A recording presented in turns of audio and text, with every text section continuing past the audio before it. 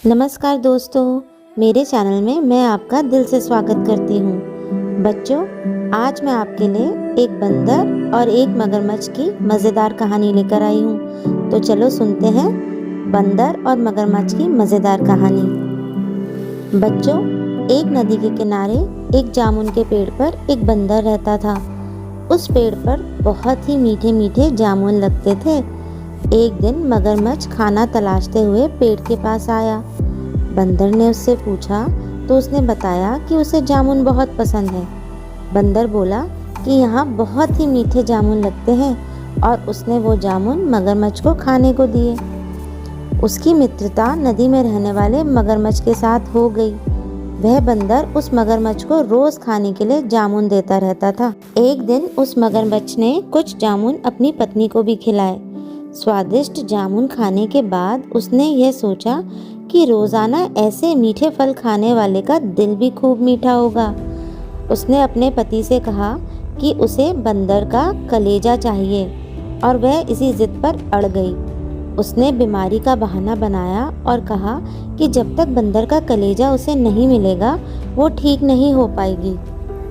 पत्नी की जिद से मजबूर होकर मगरमच्छ ने एक चाल चली और बंदर से कहा कि उसकी भाभी उससे मिलना चाहती है। बंदर ने कहा कि वो भला नदी में कैसे जाएगा। मगरमच्छ ने उपाय सुझाया कि वह उसकी पीठ पर बैठकर जाए ताकि सुरक्षित उसके घर पहुंच जाए। बंदर भी अपने मित्र की बात का भरोसा कर पेड़ से नदी में कूदा और उसकी पीठ पर सवार हो गया। जब वे नदी के बीचों बीच पहुंचे, मगरमच्छ ने सोचा कि अब बंदर को सही बात बताने में कोई हानि नहीं है और उसने भेद खोल दिया कि उसकी पत्नी उसका दिल खाना चाहती है। बंदर का दिल टूट गया। उसको धक्का तो लगा, लेकिन उसने अपना धैर्य नहीं खोया। बंदर तपाक से बोला, ओह मेरे मित्र, तुमने ये बात मुझे पहले क्यों नहीं बताई? क्योंकि मैंने तो अपना दिल जामुन के पेड़ पर संभाल कर रखा है। अब जल्दी से मुझे वापस नदी के किनारे ले चलो ताकि मैं अपना दिल लाकर अपनी भाभी को उपहार के रूप में दे सकूं और खुश कर सकूं।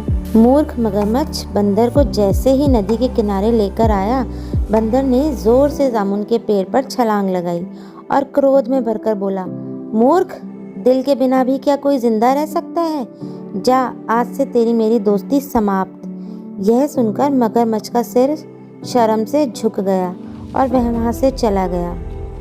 बच्चों, इस कहानी से हमें यह सीख मिलती है कि मुसीबत के क्षणों में धैर्य नहीं खोना चाहिए और अनजान से दोस्ती सोच समझकर करनी चाहिए और मित्रता का सदैव सम्मान करना चाहिए।